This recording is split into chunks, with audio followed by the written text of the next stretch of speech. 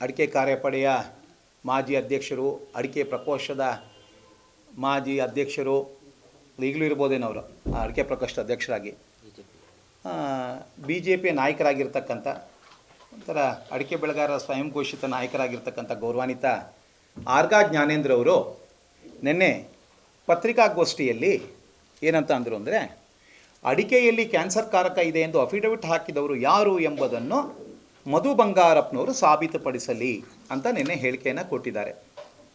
ಇವತ್ತು ನಾನು ಆ ವಿಚಾರವಾಗಿ ಪತ್ರಿಕಾಗೋಷ್ಠಿಯಲ್ಲಿ ಮಾತಾಡೋಕ್ಕೆ ಇಷ್ಟಪಡ್ತೇನೆ. ನೋಡಿ,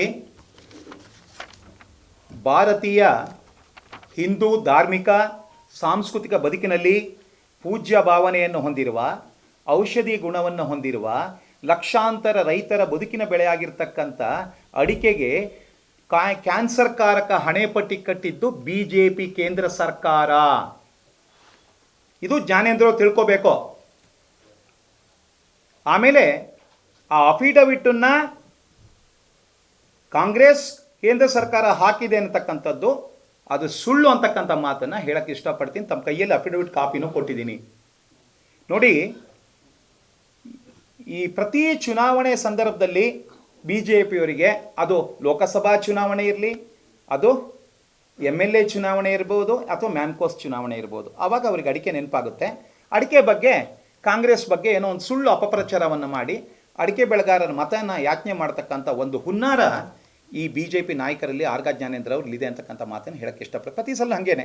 ಯಾಕಂತ ಅವ್ರು ನೋಡಿದ್ದೀರಾ, ಇದು ಪದೇ ಪದೇ ಹೇಳ್ದಂಗೆ ಆಗುತ್ತೆ. 2014ರಲ್ಲಿ ಲೋಕಸಭಾ ಚುನಾವಣೆ ಬಂದಾಗ ಮೋದಿಯವರು ಗೌರವ ತಂದು ಕೊಡ್ತೀನಿ ಅಂತ ಮಂಗಳೂರಲ್ಲಿ ಭಾಷಣ ಮಾಡಿದ್ರು. ಆಮೇಲೆ 2018ರಲ್ಲಿ ಇವರು ಅಮಿತ್ ಶಾ ಅವರು ತೀರ್ಥಹಳ್ಳಿಯಲ್ಲಿ ಭಾಷಣ ಮಾಡಿ 500 ಕೋಟಿ ರೂಪಾಯಿ ಅಂದಾಜು ವೆಚ್ಚದಲ್ಲಿ ಅಡಿಕೆ ಸಂಶೋಧನಾ ಕೇಂದ್ರ ಮಾಡ್ತೀನಿ ಅಂದರು. ಮೊನ್ನೆ ಒಬ್ಬರು ಇಲ್ಲಿ ಬಂದರು, ಶಿವರಾಜ್ ಸಿಂಗ್ ಚೌಹಾಣ್, ಅಡಿಕೆ ಕ್ಯಾನ್ಸರ್ ಕಾರಕ ಅನ್ನೋದು ಭ್ರಾಂತಿ ಅಂದರು. ಹಿಂಗೆಲ್ಲ ಹೇಳಿ ಹೋಗ್ತಾರೆ. ಆದರೆ ವಾಸ್ತವ ಪರಿಸ್ಥಿತಿಯಲ್ಲಿ ಆರ್ಗ ಜ್ಞಾನೇಂದ್ರವರಿಗೆ ಇವತ್ತು ಹೇಳ್ತಾ ಇದ್ದೀನಿ, ನೋಡಿ ಆರ್ಗ ಜ್ಞಾನೇಂದ್ರವರೇ, ತಾವು ತಿಳ್ಕೋಬೇಕು, ಅಡಿಕೆಗೆ ಕ್ಯಾನ್ಸರ್ ಕಾರಕ ಹಣೆಪಟ್ಟಿ ಕಟ್ಟಿದ್ದು ನಿಮ್ಮ BJP ನೇತೃತ್ವದ ಕೇಂದ್ರ ಸರ್ಕಾರಗಳು ಅಂತಕ್ಕಂಥ ಮಾತನ್ನು ಹೇಳಕ್ಕೆ ಇಷ್ಟಪಡ್ತೀನಿ. ಅದ್ರ ಜೊತೆಗೆ ಇನ್ನೊಂದು ಮಾತು ಹೇಳಕ್ಕೆ ಇಷ್ಟಪಡ್ತೀನಿ. ನರೇಂದ್ರ ಮೋದಿ ಸರ್ಕಾರದ ಕೇಂದ್ರ ಸರ್ಕಾರ ಇದೆಯಲ್ಲ, ಅದು ನಿರಂತರವಾಗಿ ಅಡಿಕೆ ಕಳ್ಳ ಸಾಗಾಣಿಕೆಗೆ ಅವಕಾಶ ಮಾಡಿಕೊಟ್ಟಿರೋ ಕಾರಣ, ಹಾಗೆಯೇ ಮುಕ್ತ ವಾಣಿಜ್ಯ ಒಪ್ಪಂದಗಳ ರಿಯಾಯಿತಿಯನ್ನು ದುರ್ಬಳಕೆ ಮಾಡಿಕೊಂಡು ಸಾರ್ಕು, ಸಾಫ್ಟ್, ISTFTದು ಮರು ರಫ್ತನ್ನು ಮಾಡೋದ್ರ ಮೂಲಕ ಅವಕಾಶ ಮಾಡಿಕೊಟ್ಟು ನಮ್ಮ ದೇಶದ ಮಾರುಕಟ್ಟೆಯಲ್ಲಿ ದೇಶದ ಉತ್ಕೃಷ್ಟ ಗುಣಮಟ್ಟದ ಅಡಿಕೆಗೆ ಕಡಿಮೆ ರೇಟ್ ಬರೋಕ್ಕೆ ಯಾರ ಕಾರಣ ಅಂದರೆ ಅದು BJP ನರೇಂದ್ರ ಮೋದಿ ನೇತೃತ್ವದ ಕೇಂದ್ರ ಸರ್ಕಾರನ ತಿಳ್ಕೋಬೇಕು ಅಂತಕ್ಕಂಥ ಮಾತನ್ನು ಹೇಳಕ್ಕೆ ಇಷ್ಟಪಡ್ತೀನಿ. ನೋಡಿ ಗೌರವಾನ್ವಿತರೆ, ನೀವು ಕೇಳ್ಬೋದು, ನಿನ್ನೆ ಆರ್ಗ ಜ್ಞಾನೇಂದ್ರ ಹೇಳಿದರೆ ನಾವು ಅಫಿಡವಿಟ್ ಹಾಕಿದ್ದೀವಿ ಅಂತ. ನಾನು ಹೇಳ್ತಾ ಇದ್ದೀನಿ ಅಫಿಡವಿಟ್ ಹಾಕಿಲ್ಲ ಅಂತ. ನಿಮ್ಮ ಹತ್ರ ಒಂದು ಕಾಪಿನೂ ಕೊಟ್ಟಿದ್ದೀನಿ. ಯಾಕಂದರೆ ಆರ್ಗ ಜ್ಞಾನೇಂದ್ರ ಅವರು ಹರಿಬರಿಲಿ ಏನಾರು ಹೇಳಿ ಹೋಗ್ಬಿಡ್ತಾರೆ ಪುಣ್ಯಾತ್ಮರು. ಅವ್ರಿಗೀಗ ಮ್ಯಾಮ್ಕೋಸ್ ಚುನಾವಣೆ ಮೇಲೆ ಕಣ್ಣಿಟ್ಕೊಂಡಿದ್ದಾರೆ ಅವರು. ಹಾಗಾಗಿ ಈ ಮೊನ್ನೆ ಏನಾಗಿದೆ ಅಂದರೆ, ಕೇಂದ್ರ ಬಜೆಟ್ನಲ್ಲಿ ತಮಗೆಲ್ಲ ಗೊತ್ತಿದೆ, ಅಡಿಕೆ ಸಂಶೋಧನೆ ಬಗ್ಗೆ ಆಗಲಿ, ಅಡಿಕೆ ಸಂಶೋಧನಾ ಕೇಂದ್ರವನ್ನು ಪ್ರಾರಂಭ ಮಾಡುವುದಾಗ ಬಗ್ಗೆ ಆಗಲಿ, ಯಾಕಂದರೆ ಅಮಿತ್ ಶಾ ಹೇಳೋಗಿದ್ರು 2018ರಲ್ಲಿ 500 ಕೋಟಿ ರೂಪಾಯಿ ಅಂದಾಜು ಅಡಿಕೆ ಸಂಶೋಧನಾ ಕೇಂದ್ರ ಶಿವಮೊಗ್ಗದಲ್ಲಿ ಮಾಡ್ತೀವಿ ಅಂತ. ಅದ್ರ ಬಗ್ಗೆ ಆಗಲಿ, ಅಥವಾ ಅಡಿಕೆ ಮಂಡಳಿ ರಚನೆ ಬಗ್ಗೆ ಆಗಲಿ, 5 ನಯಾ ಪೈಸವನ್ನು ನರೇಂದ್ರ ಮೋದಿ ಸರ್ಕಾರ ಘೋಷಣೆ ಮಾಡದೇ ಇರೋದ್ರಿಂದ ಏನು ಕರ್ನಾಟಕ ರಾಜ್ಯದ ಅಡಿಕೆ ಬೆಳೆಗಾರರು BJP ಕೇಂದ್ರ ಸರ್ಕಾರದ ವಿರುದ್ಧ, BJP ಪಕ್ಷದ ವಿರುದ್ಧ ಆಕ್ರೋಶಗೊಂಡಿರೋದನ್ನು ಮನಗೊಂಡು ಜ್ಞಾನೇಂದ್ರ ಅವರು ಈ ಅಡಿಕೆಗೆ ಕೇಂದ್ರ ಕಾಂಗ್ರೆಸ್ ಸರ್ಕಾರ ಅಫಿಡವಿಟ್ ಹಾಕಿದೆ ಅಂತ ಹೇಳಿ ಅವರ ಮನಸ್ಸನ್ನು ಬೇರೆಡೆಗೆ ತಿರ್ಸಕ್ಕೆ ಒಂದು ವ್ಯರ್ಥ ಪ್ರಯತ್ನವನ್ನು ಮಾಡ್ತಾ ಇದ್ದಾರೆ ಅಂತಕ್ಕಂಥ ಮಾತನ್ನು ಹೇಳಕ್ಕೆ ಇಷ್ಟಪಡ್ತೀನಿ. ಆರೋಪ ನಾನು ಮಾಡ್ತಾ ಇದ್ದೀನಿ.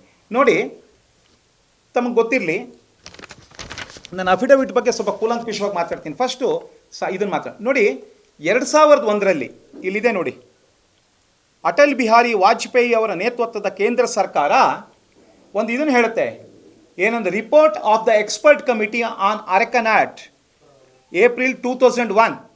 2001ರಲ್ಲಿ ಒಂದು ರಿಪೋರ್ಟನ್ನು ಬಿಡುಗಡೆ ಮಾಡಿದೆ. ಯಾವುದು? ಅಟಲ್ ಬಿಹಾರಿ ನೇತೃತ್ವದ ಕೇಂದ್ರ ಸರ್ಕಾರ. ಆ ಕಮಿಟಿಲಿ ಯಾರ್ಯಾರಿದ್ರು ಅಂದರೆ ಎಕ್ಸ್ಪರ್ಟ್ ಕಮಿಟಿ. ಆ ಕಮಿಟಿ ಯಾಕೆ ರಚನೆ ಆಯಿತು ಅಂತ ಹೇಳ್ತೀನಿ ನಿಮಗೆ. ನೋಡಿ, report of the expert committee to examine issues on production, technology, demand and duty structure of arecanut as per the order. ಒಂದು 2000 ಆರ್ಡರ್ ಇದೆ. ಇದ್ರ ಬಗ್ಗೆ ತಜ್ಞರ ಸಮಿತಿ ನೇಮಕ ಮಾಡ್ತೀವಿ. ಈ ತಜ್ಞರ ಸಮಿತಿಲಿ ಯಾರಿದ್ದಾರೆ? ಇವರೆಲ್ಲ ಈಗ ಸಾಕಾರ ಭರ್ತಿಗೆ ಓಟ್ ಕೇಳ್ತೀಯಾರಲ್ಲ, ನೋಡಿ, ಆ ತಜ್ಞರ ಸಮಿತಿಲಿ 11 ಜನ ಇದ್ರು. ಆ 11 ಜನದಲ್ಲಿ ಯಾರು ಅಂದರೆ ಶ್ರೀ SR ರಂಗಮೂರ್ತಿ, ಅವತ್ತಿನ ಕ್ಯಾಂಪ್ಕೋ ಅಧ್ಯಕ್ಷ.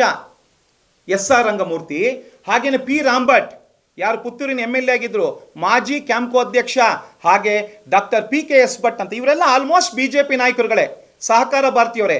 ಇವರು ಒಳಗೊಂಡಂಥ ತಜ್ಞರ ಸಮಿತಿ ಏನಂತ ವರದಿ ಕೊಡ್ತು ಅಂದರೆ, ಪೇಜ್ ನಂಬರ್ 47 ಇಲ್ಲಿ ನೋಡಿ, 2001 ಹೇಳುತ್ತೆ, ಪೇಜ್ ನಂಬರ್ ರಿಪೋರ್ಟಲ್ಲಿ, there are also evidences to show that chewing arecanut is carcinogenic. ಈ ಅಡಿಕೆ ತಿಂದರೆ ಜಗಿಯುವುದರಿಂದ ಕ್ಯಾನ್ಸರ್ ಬರುತ್ತೆ ಅಂತ ಸಾಕ್ಷ್ಯಾಧಾರಗಳಿವೆ ಅಂತ ಹೇಳಿ ಪೇಜ್ ನಂಬರ್ 47 ಹೇಳ್ತಾರೆ. ಹಾಗೇನೆ ನೋಡಿ, ಅವತ್ತೇ ಹೇಳ್ಬಿಟ್ರು ಇವರು ಗುಟ್ಕಾ, ಪಾನ್ ಮಸಾಲ, ಪಾನ್ ಪರಾಗ ನಿಷೇಧ ಮಾಡಬೇಕು ಅಂತ.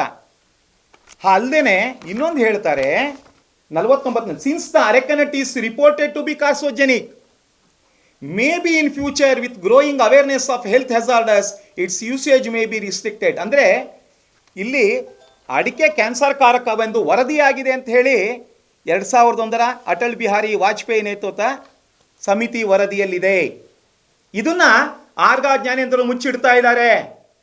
ದಯವಿಟ್ಟು ಆರ್ಗಾ ಜ್ಞಾನೇಂದ್ರಿಗೆ ಹೇಳ್ತೀನಿ, ತಾವು ದಯಮಾಡಿ 2001 ಸನ್ಮಾನ್ಯ ಅಟಲ್ ಬಿಹಾರಿ ವಾಜಪೇಯಿ ನೇತೃತ್ವದ ಏನು ತಜ್ಞರ ಸಮಿತಿಯಲ್ಲಿ ಯಾರ್ಯಾರಿದ್ರು ಅಂತ ತಿಳ್ಕೊಳ್ಳಿ. ನೀವು ನಿಮ್ಮ ನಾಯಕರುಗಳೇ, ಪಿ ರಾಂಭಟ್, ಎಸ್.ಆರ್. ರಂಗಮೂರ್ತಿ ಅವರೆಲ್ಲ, ಅವರೇ ಶಿಫಾರಸು ಮಾಡ್ತಕ್ಕಂಥ ಒಂದು ವರದಿಲಿ ಏನಿದೆ, ಅಡಿಕೆ ಜಗುದಿಂದ ಕ್ಯಾನ್ಸರ್ ಬರ್ತದೆ ಅಂತ ಹೇಳಿ. ಆಮೇಲೆ ಜೊತೆಗೆ ಅವರು ಅವತ್ತೇ ಗುಟ್ಕಾನ ನಿಷೇಧ ಮಾಡಬೇಕು ಅಂತ ಹೇಳಿಕೆ ಕೊಟ್ಟಿದ್ದಾರೆ. ಜೊತೆಗೆ ನೋಡಿ ಇನ್ನೊಂದು ಹೇಳ್ತಾರೆ, ಅಡಿಕೆ ತೋಟದ ವಿಸ್ತರಣೆಗೆ ಇನ್ಸ್ಟಿಟ್ಯೂಷನಲ್ ಫಂಡಿಂಗ್ ಕೊಡಬಾರ್ದು ಅಂತ.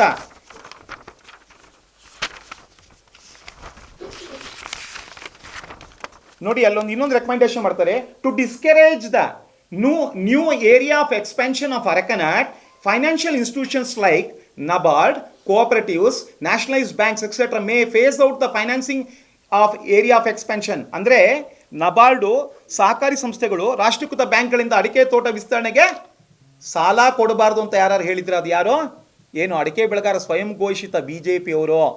ಯಾಕಂದರೆ BJP ಪಕ್ಷದಲ್ಲಿ ಅಡಿಕೆ ಪ್ರಕೋಷ್ಠ ಅಂತ ಇದೆ, ವಿಶೇಷವಾಗಿ ಅದಕ್ಕಾಗಿ ಒಂದು ವಿಭಾಗ ಇದೆ.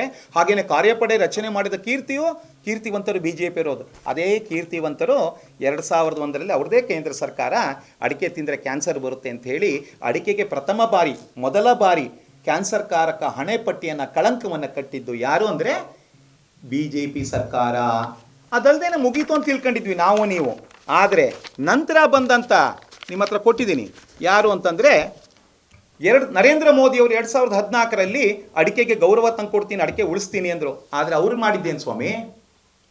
ಅಡಿಕೆಗೆ ನರೇಂದ್ರ ಮೋದಿ ಸರ್ಕಾರ ಓಟ್ ತೊಗೊಂಡು ಗೆದ್ರಲ್ಲ, 2017 ಅದೇ ನರೇಂದ್ರ ಮೋದಿ ನೇತೃತ್ವ ಕೇಂದ್ರ ಸರ್ಕಾರದ ಆರೋಗ್ಯ ಸಚಿವೆ ಅನುಪ್ರಿಯಾ ಪಟೇಲ್ ಅವರು ಅಡಿಕೆ ತಿಂದರೆ ಕ್ಯಾನ್ಸರ್ ಬರುತ್ತೆ ಅಂತ ಲಿಖಿತ ಹೇಳಿಕೆಯನ್ನು ಸಂಸತ್ ಅಧಿವೇಶನದಲ್ಲಿ ಕೊಟ್ಟರು 2017. ಇಲ್ಲಿದೆ.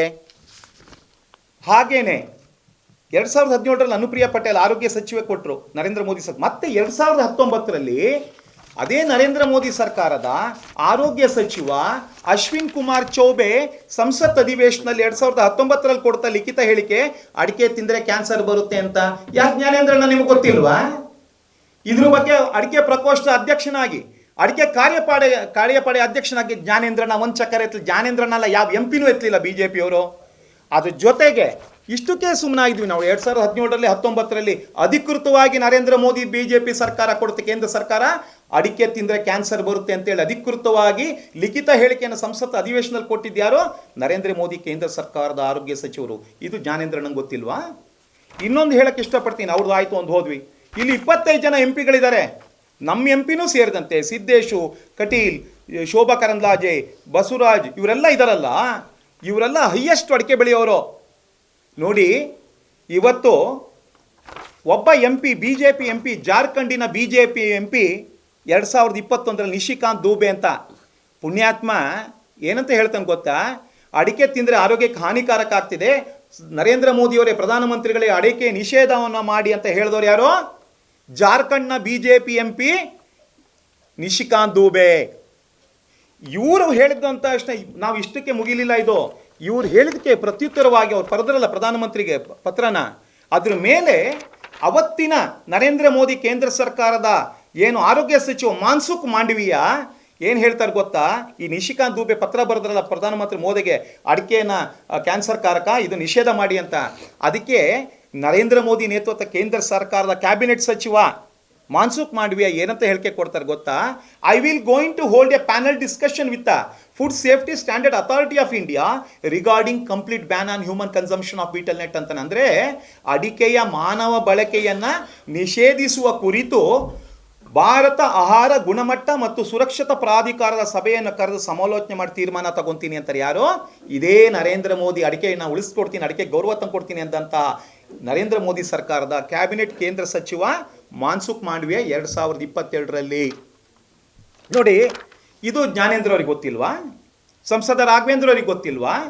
ನೋಡಿ, ಅಡಿಕೆಯ ಮಾನವನ್ನು ತೆಗೆದವರು, ಮೌಲ್ಯವನ್ನು ತೆಗೆದವರು BJPಯವರಂತ ನೇರ ದಾಖಲೆಗಳು ಕೊಡ್ತಾ ಇದ್ದೀನಿ, ನಿಮ್ಮ ಹತ್ರ ಅಫಿಡವಿಟ್ ಕೊಡ್ತಾ ಇದ್ದೀನಿ. ಜೊತೆಗೆ ನೋಡಿ ಸರ್, ಅವ್ರು ಹೇಳ್ತಾರೆ, ಜ್ಞಾನೇಂದ್ರಣ್ಣ ನೆನ್ನೆ ಹೇಳ್ತಾ ಒಂದು ಹೇಳಿದ್ರು, ನಾವು ಅಡಿಕೆಗೆ ವಿದೇಶಿ ಆಮದು ಅಡಿಕೆ ಕನಿಷ್ಠ ಖರೀದಿ ದರವನ್ನು MIP ಅಂತೀವಿ, ಮಿನಿಮಮ್ ಇಂಪೋರ್ಟ್ ಪ್ರೈಸ್ ಅಂತೀವಿ ಇಂಗ್ಲೀಷಲ್ಲಿ. ವಿದೇಶಿ ಆಮದು ಅಡಿಕೆ ಕನಿಷ್ಠ ಖರೀದಿ ದರವನ್ನು 351 ರೂಪಾಯಿಗೆ ಇಳಿಸಿದ್ದೀವಿ ಅಂತ. ಜ್ಞಾನೇಂದ್ರಣ್ಣವರಿಗೆ ಒಂದು ಪ್ರಶ್ನೆಯನ್ನು ಹಾಕ್ತೀನಿ ನಾನು. ನೋಡಿ, ಈ ಹಿಂದೆ ಮನಮೋಹನ್ ಸಿಂಗ್ ಸರ್ಕಾರ ಇದ್ದಂಥ ಸಂದರ್ಭದಲ್ಲಿ ಒಬ್ಬ MP ನಮ್ಮ ಜಯಪ್ರಕಾಶ್ ಹೆಗಡೆ, ಇವತ್ತು ನಾವು ನೆನೆಸ್ಕೊಂತೀವಿ ಅಡಿಕೆ ಬೆಳೆಗಾರರು, ಅವರ ಒಂದು ಪ್ರಾಮಾಣಿಕ ಪ್ರಯತ್ನದಿಂದ ವಾಜಪೇಯಿ ಸರ್ಕಾರದಲ್ಲಿ ಎಷ್ಟಿತ್ತು ಅಂದರೆ 35 ರೂಪಾಯಿ ಇತ್ತು ಸರ್ ಪ್ರತಿ ವಿದೇಶಿ ಆಮದು ಅಡಿಕೆ ಕನಿಷ್ಠ ಖರೀದಿರ ಮಿನಿಮಮ್ ಇಂಪೋರ್ಟ್ ಪ್ರೈಸ್. ಆಮೇಲೆ 75 ರೂಪಾಯಿಗೆ ಏರಿಸಿದ್ದು ಮನಮೋಹನ್ ಸಿಂಗ್ ಸರ್ಕಾರ. ಆಮೇಲೆ 110 ರೂಪಾಯಿಗೆ ಏರಿಸಿದ್ರು. ಅವತ್ತು 2014ರಲ್ಲಿ ಅಡಿಕೆಗೆ ಐತಿಹಾಸಿಕ 70,000 ರೂಪಾಯಿ ಪ್ರತಿ ಕ್ವಿಂಟಾಲಿಗೆ ಯಾಕೆ ಬಂತು ಅಂದರೆ ಈ ಕಳ್ಳ ಸಾಗಾಣಿಕೆಯ ಬಗ್ಗೆ ಕಠಿಣ ನಿರ್ಧಾರವನ್ನು ನಿಯಂತ್ರಣ ಮಾಡಿದ್ರಿಂದ 70,000 ಬಂತು. ಇವತ್ತು ಜ್ಞಾನೇಂದ್ರಣ್ಣವರಿಗೆ ಒಂದು ಪ್ರಶ್ನೆಯನ್ನು ಮಾಡ್ತೀನಿ, BJPಯವರಿಗೆ. ನೀವೀಗ ಹೇಳ್ತಾ ಇದ್ದೀರಾ ನಾವು 351 ರೂಪಾಯಿ ಕೊಟ್ಟಿದ್ದೀವಿ ಅಂತೇಳಿ ಓಟ್ ತೊಗೊಳಕ್ಕೆ ಹೇಳ್ತೀರಲ್ಲ, ನಿಮ್ಮ 351 ರೂಪಾಯಿ ಪ್ರತಿ KG ಕೊಟ್ಟರು ಅಡಿಕೆ ರೇಟ್ ಯಾಕೆ ಸ್ವಾಮಿ 49,000 ರೂಪಾಯಿ 50,000 ರೂಪಾಯಿ ಇದೆ ಅಂದರೆ ಏನು? ಇವತ್ತು ನರೇಂದ್ರ ಮೋದಿ ಸರ್ಕಾರ ಇನ್ನೂ ಒಂದು ತಿಳ್ಕೊಬೇಕು, ಬರೀ ಅಡಿಕೆಗೆ ಕ್ಯಾನ್ಸರ್ ಕಾರಕ ಹಣೆ ಪಟ್ಟಿ ಕಟ್ಟಿದ್ದಲ್ಲ, ಮಾನ ತೆಗೆದಿದ್ದಲ್ಲ, ಇವರು ಮೌಲ್ಯನೂ ತೆಗೆದ್ರು. ಹೇಗೆ ಅಂತಂದರೆ, ನರೇಂದ್ರ ಮೋದಿ ಸರ್ಕಾರ ಅಧಿಕಾರಕ್ಕೆ ಬಂದ ನಂತರ ಬರ್ಮಾ ದೇಶದಿಂದ ಈಶಾನ್ಯ ರಾಜ್ಯಗಳಾಗಿರ್ತಕ್ಕಂಥ ಭಾರತದ ಮಣಿಪುರ ಮತ್ತು ಮಿಜೋರಾಮಿಂದ ಹೇರಳವಾಗಿ ಅಡಿಕೆ ಕಳ್ಳ ಸಾಗಾಣಿಕೆ ಆಗ್ತಾ ಇದೆ. ಇದನ್ನು ನಿಯಂತ್ರಿಸುವಲ್ಲಿ ನರೇಂದ್ರ ಮೋದಿ ಸರ್ಕಾರ ಇವತ್ತು ವಿಫಲ ಆಗಿದೆ. ಅಂದರೆ ರಾಜಾಶ್ರಯ ಕೊಟ್ಟಿದೆ ಅಂತಲೇ ಆರೋಪ ಮಾಡೋಕ್ಕೆ ಇಷ್ಟಪಡ್ತೀನಿ. ಕಾರಣ ಯಾಕೆ ಅಂತಂದರೆ ನೀವು ಕೇಳ್ಬೋದು ಹೆಂಗೆ ಅಂತ. ನೋಡಿ, ಇದಕ್ಕೆ ಜ್ವಾಲಾಂತ ಸಾಕ್ಷಿ ಅಂತಂದರೆ 2021ರಲ್ಲಿ ನಮ್ಮ ಯಾರು ಬಾಂಬೆ ಹೈಕೋರ್ಟ್ನ ನಾಗಪುರ ಪೀಠ ಅಲ್ಲಿ ಹಾಕಿದ್ದೀನಿ, ಕೊಟ್ಟಿದ್ದೀನಿ ನೋಟಲ್ಲಿ, CBI ತನಿಖೆಗೆ ಆದೇಶ ಮಾಡಿತು. ಏನು ಅಂತಂದರೆ ಪ್ರತಿ ವರ್ಷ 15,000 ಕೋಟಿ ಕಸ್ಟಮ್ ಡ್ಯೂಟಿನ ಇವೇಡ್ ಮಾಡಿಕೊಂಡು ಅಡಿಕೆ ಕಳ್ಳ ಸಾಗಾಣಿಕೆ ಆಗ್ತಿದೆ, ಇದನ್ನು ನಿಯಂತ್ರಿಸಬೇಕು, ನಮ್ಮ ಖಜಾನೆಗೆ ನಷ್ಟ ಉಂಟಾಗ್ತಿದೆ ಅಂತ ಹೇಳಿ ಡಾಕ್ಟರ್ ಮೊಹಮ್ಮದ್ ಚಿಮ್ತಾನ್ವಾಲಾ ಅನ್ನೋರು ಒಂದು ಪಿಲ್ ಹಾಕ್ತಾರೆ. ಸಾರ್ವಜನಿಕ ಹಿತಾಸಕ್ತಿ ಮೊಕದ್ದಮೆ ಹಾಕಿದಾಗ 2021ರಲ್ಲಿ ಏನಾಯಿತು, ಬಾಂಬೆ ಹೈಕೋರ್ಟ್ನ ನಾಗ್ಪುರ್ ಬೆಂಚ್ CBI ಪ್ರೋಬ್ಗೆ ಆರ್ಡರ್ ಮಾಡಿತು. ಅದಲ್ಲದೆ ಮತ್ತೆ 2024ರಲ್ಲಿ ಮೊನ್ನೆ ಗೌಹಾಟಿ ಹೈಕೋರ್ಟ್ನ ಐಜ್ವಾಲ್ ಬೆಂಚು ಮತ್ತೆ CBI ತನಿಖೆಗೆ ಆದೇಶ ಮಾಡಿದೆ. ಅಂದರೆ ನೋಡಿ, 2021ರಲ್ಲಿ ಬಾಂಬೆ ಹೈಕೋರ್ಟ್ ನಾಗ್ಪುರ್ ಬೆಂಚ್, ಈಗ 2024ರಲ್ಲಿ ಯಾವುದು ಅಂತಂದರೆ ಕಳೆದ ವರ್ಷ ಗೌಹಾಟಿ ಹೈಕೋರ್ಟ್ನ ಇದು ಏನಂತಂದರೆ ಐಜ್ವಾಲ್ ಬೆಂಚು CBI ತನಿಖೆಗೆ ಆದೇಶ ಮಾಡಿದೆ. ಅಂದರೆ ನರೇಂದ್ರ ಮೋದಿ ಸರ್ಕಾರದಲ್ಲಿ ನಿರಂತರವಾಗಿ ಅಡಿಕೆ ಕಳ್ಳ ಸಾಗಾಣಿಕೆ ಆಗ್ತಿದೆ ಅನ್ನೋಕ್ಕೆ ಇದೇ ಸಾಕ್ಷಿ ಅಂತಕ್ಕಂಥ ಮಾತನ್ನು ಹೇಳಕ್ಕೆ ಇಷ್ಟಪಡ್ತೀನಿ. ಇದರಿಂದ ದೇಶೀಯ ಮಾರುಕಟ್ಟೆಯಲ್ಲಿ ಉತ್ತಮ ಗುಣಮಟ್ಟದ ಅಡಿಕೆಗೆ ನಮ್ಮ ರೈತರ ಅಡಿಕೆಗೆ ಒಳ್ಳೆ ಧಾರಣೆ ಸಿಗ್ತಿಲ್ಲ. ಇದಕ್ಕೆ ಅವರ ಕಳ್ಳ ಸಾಗಾಣಿಕೆ ಬಗ್ಗೆ ಇರ್ತಕ್ಕಂಥ ಔದಾರ್ಯ ಅಂತ ಹೇಳ್ತಕ್ಕಂಥ ಮಾತನ್ನು ಹೇಳ್ತೀನಿ. ಇನ್ನೂ ಒಂದು ಹೇಳ್ತೀನಿ ನಿಮಗೆ ನೋಡಿ, ಜೊತೆಗೆ ಇನ್ನೊಂದು ಆಗ್ತಿದೆ. ಸಾರ್ಕ್ ನಮ್ಮ ನೆರೆಹೊರ ರಾಷ್ಟ್ರಗಳಾಗಿರತಕ್ಕಂಥ ನೇಪಾಳ, ಬಾಂಗ್ಲಾ, ಪಾಕಿಸ್ತಾನ ಮತ್ತು ಬರ್ಮಾ, ಇದ್ರ ಭೂತಾನ್ ಇವ್ರ ಜೊತೆ ನಮಗೆ ಸಾರ್ಕ್ ಅಗ್ರಿಮೆಂಟ್, ಸಾಫ್ಟಾ ಅಗ್ರಿಮೆಂಟ್ ಮತ್ತು ISFTA ಅಗ್ರಿಮೆಂಟ್ ಅಂತೀವಿ. Indo Sri Lankan free trade agreement ಅಂದರೆ ಇಂಡೋ ಶ್ರೀಲಂಕಾ ಮುಕ್ತ ವಾಣಿಜ್ಯ ಒಪ್ಪಂದ. ಸಾಫ್ಟಾ ಅಂತಿದೆ, South Asia free trade agreement ಅಂದರೆ ದಕ್ಷಿಣ ಏಷ್ಯಾ ರಾಷ್ಟ್ರದ ಮುಕ್ತ ವಾಣಿಜ್ಯ ಒಪ್ಪಂದ. ಹಾಗೇನೆ ಸಾರ್ಕ್ ಅಗ್ರಿಮೆಂಟ್ ಇದೆ. ಇದರ ರಿಯಾಯಿತಿಗಳನ್ನು ಕೊಟ್ಟಿದೆ ನಮ್ಮ ನೆರೆಹೊರೆ ರಾಷ್ಟ್ರಗಳಿಗೆ. ಅಂದರೆ ಅಲ್ಲಿಂದ ಅಡಿಕೆ ಬಂದರೆ ಕಸ್ಟಮ್ ಡ್ಯೂಟಿ ಎಲ್ಲ ತುಂಬ ಕಡಿಮೆ ಹಾಕ್ತಾರೆ. ಇದನ್ನು ದುರ್ಬಳಕೆ ಮಾಡಿಕೊಂಡು ಇಂಡೋನೇಷ್ಯಾದಿಂದ ಅಡಿಕೆ ಶ್ರೀಲಂಕಾಕ್ಕೆ ಬಂದ್ಬಿಟ್ಟು ಶ್ರೀಲಂಕಾದ ಅಡಿಕೆ ಅಂತೇಳಿ ಲೇಬಲ್ ಹಚ್ಚಿ ನಮ್ಮ ದೇಶಕ್ಕೆ ಮರು ರಫ್ತು ಮಾಡ್ತಿದ್ದಾರೆ. ಇದು ಸರ್ಕಾರ ಗಮನ ಬಂದಿಲ್ವೇ ಇವರೇ ಜ್ಞಾನೇಂದ್ರಣ್ಣ?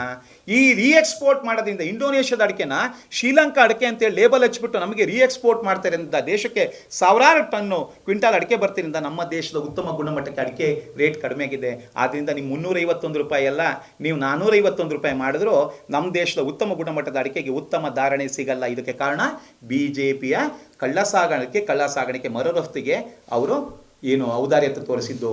ಜೊತೆಗೆ ನಮ್ಮ ದೇಶದಲ್ಲೇ ಲಕ್ಷಾಂತರ ಟನ್ ಅಡಿಕೆ ದಾಸ್ತಾನಿದ್ರು ಭೂತಾನ್ ದೇಶದಿಂದ ಯಾಕೆ ಸ್ವಾಮಿ 17,000 ಮೆಟ್ರಿಕ್ ಟನ್ ಅಡಿಕೆ ತರಿಸಿದ್ದು? ಯಾರು? ನಮ್ಮ ದೇಶದ ಮಲೆನಾಡಿನ ತೀರ್ಥಹಳ್ಳಿ, ಸಾಗರ, ಹೊಸನಗರ ರೈತರ ಅನುಕೂಲಕ್ಕಾಗ?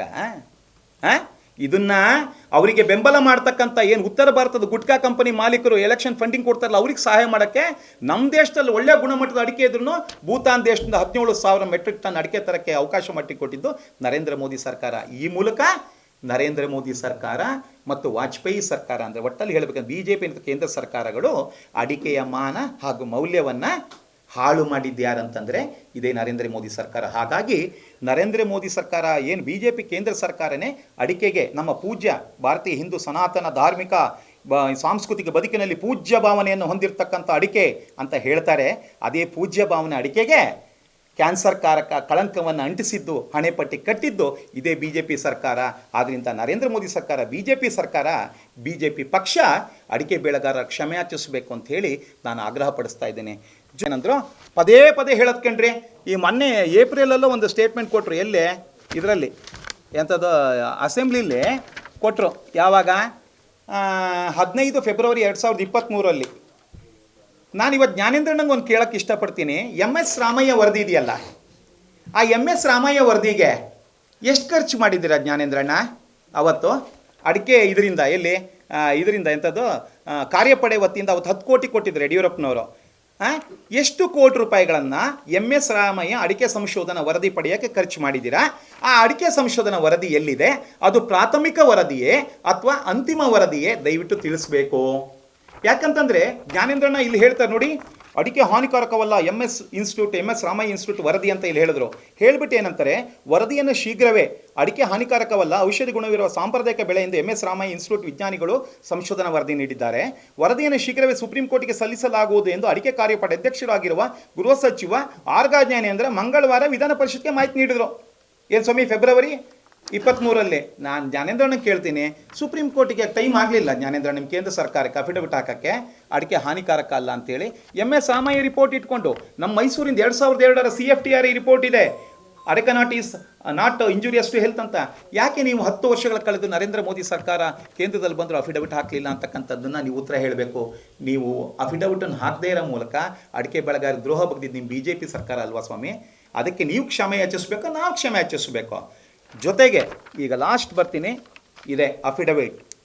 ನಿನ್ನೆ ಗುರುತರವಾದಂಥ ಆರೋಪವನ್ನು ಜ್ಞಾನೇಂದ್ರಣ್ಣವರು ಮಾಡಿದ್ದಾರೆ ನೋಡಿ. ಈ ಅಫಿಡವಿಟನ್ನು ತಾವು ನೋಡಿ. 2013 Ankur Gutka company versus Indian asthma care society ಅಂತ ಒಂದು ಪ್ರಕರಣ ನಡೀತಿದೆ ಸರ್ ಸುಪ್ರೀಂ ಕೋರ್ಟಲ್ಲಿ 2003ರಿಂದ. ಆ ಪ್ರಕರಣ ಏನಂತಂದರೆ ಪ್ರಾರಂಭಿಕವಾಗಿ ಒಂದು ಹೇಳ್ಬಿಡ್ತೀನಿ, ಯಾಕಂದರೆ ಅದು ತುಂಬ ಇಂಪಾರ್ಟೆಂಟ್ ಅಡಿಕೆ ಬೆಳೆಗಾರ ಬದುಕಿನಲ್ಲಿ.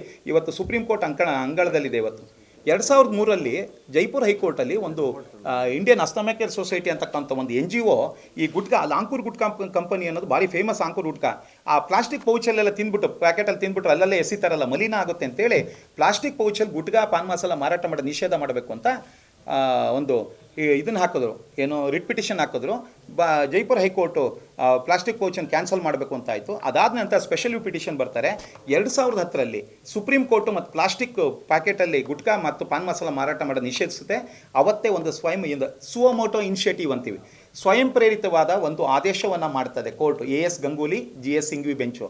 ಏನು ಅಂತಂದರೆ, ಅಡಿಕೆ ಈ ಗುಟ್ಕಾ ಪಾನ್ ಮಸಾಲದಲ್ಲಿ ಏನೇನು ಇಂಗ್ರೀಡಿಯೆಂಟ್ಸನ್ನು ಮಿಶ್ರಣ ಮಾಡ್ತಾರೆ ಆ ಅಂಶಗಳ ಬಗ್ಗೆ ಒಂದು ಕಾಂಪ್ರಹೆನ್ಸಿವ್ ಅನಾಲಿಸಿಸ್ ಅಂತಾರೆ, ಅಂದರೆ ಒಂದು ಸಂಶೋಧನೆ ಮಾಡಿ ಸಮಗ್ರವಾದ ಅಧ್ಯಯನ ಮಾಡಿ ಒಂದು ವರದಿ ಕೊಡಬೇಕು ಅಂತ.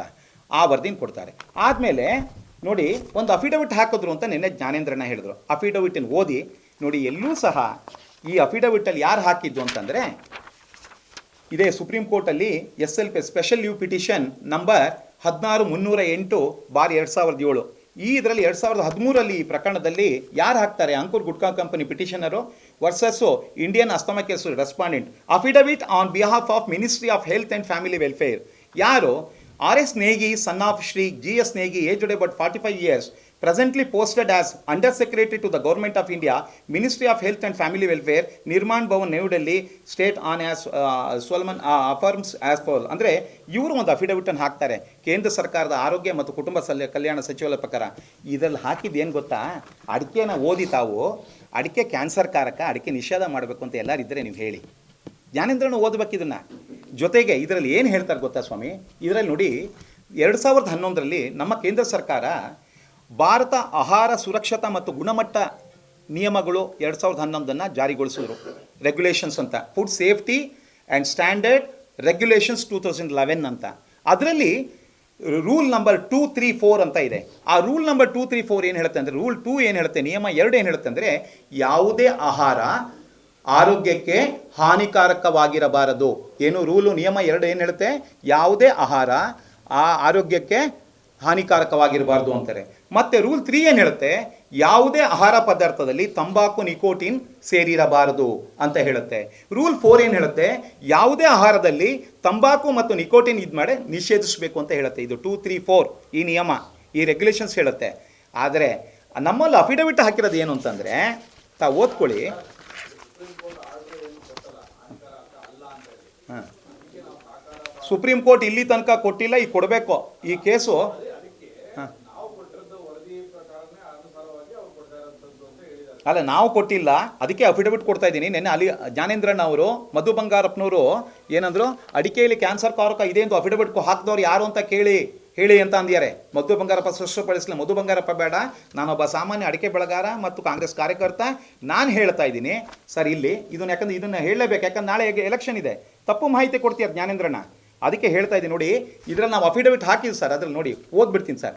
That the ministry of health and family welfare government of India is making earnest efforts to enforce regulation 234 of the food safety standard prohibition and restriction on sales regulation 2011 to restrict, notice sir, is important, to restrict the manufacture and sale of chewing tobacco, gutka and pan masala bracket ಅಲ್ಲಿ ಇದೆ ನೋಡಿ, containing tobacco and nicotine, containing tobacco and nicotine. Gutka, paan masala, paan ಪರಾಗಲ್ಲಿ ಎಲ್ಲಿ ಗುಟ್ಕಾದಲ್ಲಿ ಏನು sir ತಂಬಾಕು ಮತ್ತು nicotine ಸೇರಿರುತ್ತೆ ಏನು ಸರ್, ಅದನ್ನು ಏನಂತ ಹೇಳ್ತಾರೆ, to restrict and restrict the manufacture and sale of gutka, Pan Parag which contains ತಂಬಾಕು ಮತ್ತು ನಿಕೋಟಿನ್ ಇರೋದನ್ನು in all their forms in the country to protect the interest health of the citizens. ಅಂದರೆ ಭಾರತದ ನಾಗರಿಕರ